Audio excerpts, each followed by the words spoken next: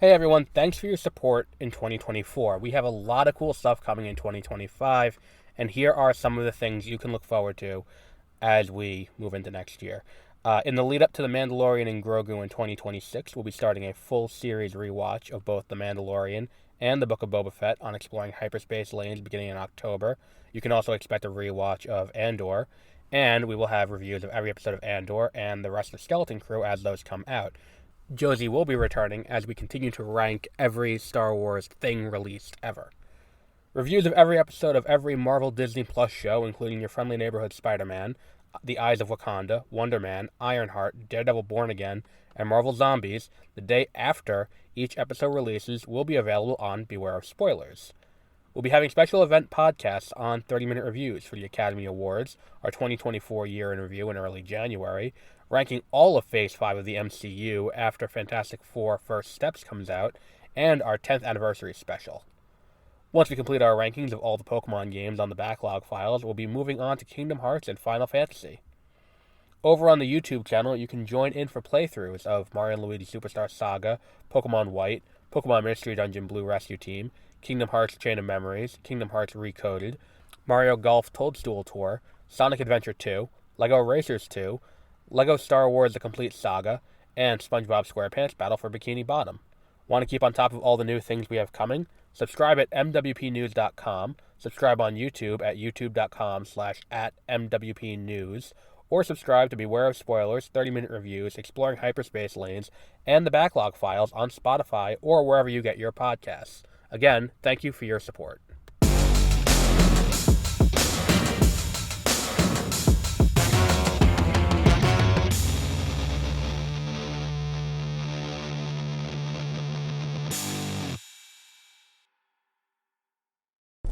Good evening and welcome to I guess the pizza. Beware of Spoilers. I am Adam. I was just thinking out loud because I'm leaving work. I'm hungry. I gotta figure out what I'm gonna get for dinner. So I'm like, I don't know. Probably should get a pizza or something. How's everyone doing? Been a while.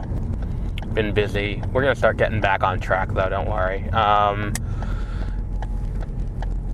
This morning over on 30-minute reviews, we did a discussion of the Fantastic Four trailer and what we think is going to happen about the, I say we, I mean I, what we think is going to happen in the post-credit scenes for the 3 Marvel movies this year.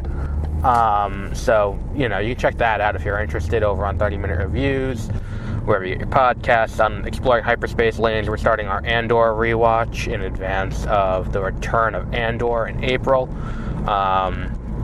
And by the end of the year, we'll be starting our rewatch of The Mandalorian in prep for the return of The Mandalorian in a new movie next year. It's one of those things where, doing this, I've found actually really helps me build and generate hype for things, just the week-by-week rewatch. So we'll be doing that for, that. But right now, we're here to talk about Harley Quinn, the returning show on Max, the show that originated and is the last surviving piece of DC Universe. I don't know if anyone else remembers or was subscribed. I had DC Universe for a while, and it was that was the home of Titans and Doom Patrol and Swamp Thing, and it was there was that mad rush. It was just the right time in the era of the Defenders taking off on Netflix and the CW, having the Arrowverse and all of that. It was like TV. It's the golden age of big budget TV programming. So we're going to jump in and we're going to do that. And they did it with the streaming service. It's premium DC programming. And Harley Quinn was there too. And Harley Quinn ended up carrying over alongside Titans and Doom Patrol. Stargirl also carried over, but it carried over to the CW. But it carried over to, what's it called? It carried over to originally HBO Max and then Max. And it is the last thing that survives from that. And I think it's probably the last show that, was an original on Max when Max launched. Is the Sex Lives of College Girls still on? Because that was a Max original too. I think this might be the last Max show. The last Max original show that was from that original starting lineup. or shows that carried over initially. I might be wrong, but like this show has had legs. And look, granted, let's be honest, I think that this show would be a lot better off if it adhered to a more traditional release schedule. Like the length of times between seasons is not something isolated to this show. That is a problem. It is something that is kind of an issue with all of streaming, where it takes multiple years. Like, we're at a point now where I think we're like 2 years out or 3 years out from Peacemaker. Like, that is absurdly a long time for a 12-episode TV show. What happens at, like, and that's the thing too, say what you will about the Arrowverse and say the graphics didn't look good, but you know what? Every September, every October, I was seated, ready to watch the new season of 5 new shows, like, at its height. And that's the thing, is that it's like, are the graphics that much better now that we can say this is a worthwhile trade-off? I don't know if that's the case. I don't know if it's, like, I'd rather get 6 episodes every year than, 12 episodes every 2 or 3 years. And look at Andor. Andor came out in 2022. And here we are now in 2025, and here's season, it's almost 3 years between the release of the original season and now, and there's just a problem. Now, the reason why I waited until 3 episodes in, besides the fact that I had the issues with my car, the reason why I waited until 3 episodes in to do this was because I had seen a good amount of the show already. And if you go on mwpnews.com, you can see my kind of spoiler-free thoughts on what the whole season is. And again, Warner Brothers did provide these at no cost to me for review purposes, the screeners. So go on there and check out what I thought of the full season. There's no spoilers or anything like that because it came out before the season started. I think it went up on review embargo day. But regardless, the point is you can go on there, you can see what that was. So I knew what this was, this first 3 episodes, and I think that the first 3 episodes, they would have been smart, I think, to kind of release all 3 at once. Because I'm not saying the first episode is weak. I think the first episode is strong. I think the second episode is a little bit weaker. The third episode is really the thing that really kind of grabs you. And I think that is kind of what it is about this show that really works, and especially this season. The last few seasons, we've had this issue where all of it feels kind of like they're trying to find new things, and it's not always working. Like, I didn't like what they did where it's like, oh, and now Harley's in the Bat family, and Ivy is, running the Legion of Doom. I didn't really care for that dynamic, and I don't think it really, worked well, because I didn't think Harley being in the Bat family felt right, and I didn't think that, like, and not because it's like, whoa, that's blasphemous. Why is Harley Quinn, hanging out with Dick Grayson and Barbara Gordon and all of that? It wasn't that. It was more the, I don't buy the whole, I don't buy that, like, even in this universe, they would accept Harley. And that was kind of what I was like, okay, sure, I guess you can do that, but whatever, it is what it is. In a similar fashion, the previous seasons had similar things. And I think the strongest episodes of this show, in a weird way, are kind of like the bottle episodes that are kind of self-contained. Like, I love the episode with Joker, where it's just him kind of, Joker as a family man. That episode's hilarious. And there's an episode coming up that's kind of like that, and we'll get to that when it comes. But there's a great episode coming up, and I think it's one of the all-time great. But, like, even the episode where they end up in the prison and Bane's doing stand-up comedy is just hilarious. What this season does well, and I think that to an extent Kite Man Hell Yeah kind of highlighted this issue, was in Gotham, it's not that there's only so much you can do. It's that the more you retread things you've already done, the more obvious it's gonna be that you're retreading well-worn territory. And the thing is, the characters who we have, who we've liked and all of that, are going to eventually start to fall out of favor to an extent. Because it's like, how often can we deal with Clayface? How often can we deal with King Shark? And especially as the dynamics with these characters shift, it feels weirder and weirder. Which is why the decision this season to move to Metropolis works so well. If you move to Metropolis, you get to play with new a new cavalcade of stars in your supporting cast. You get to bring in these people in small doses, so that way you don't have to deal with them all the time. And I think that also works very well.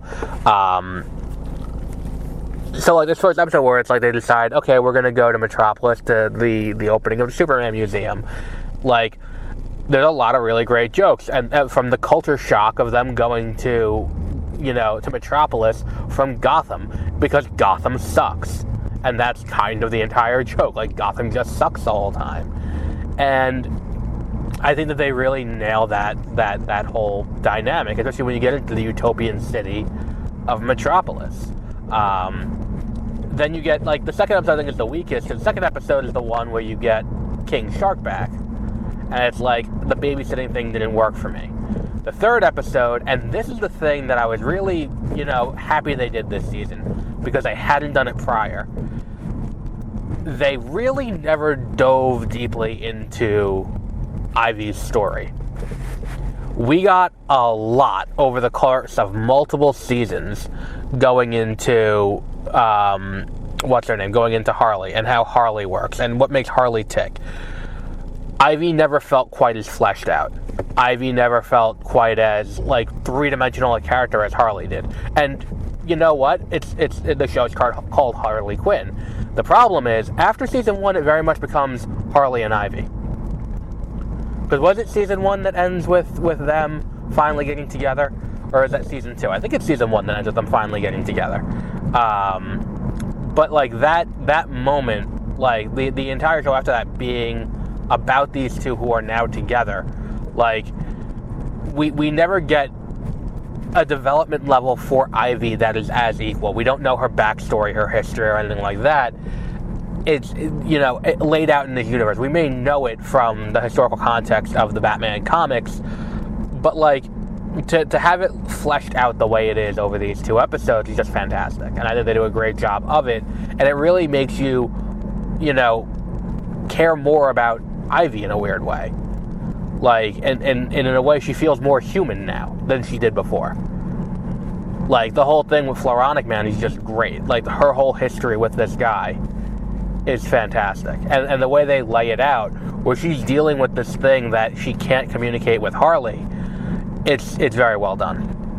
I think this season is a return to form for this show, because I'm not saying the show got bad or something. I'm just saying that, like, maybe it felt a little stale. And I think they poke fun at that a little bit in the beginning of the first episode. The idea that, like, we've been we haven't really done anything in a while. We just kind of hang out. We don't really do much. Like, we got to get out and do something.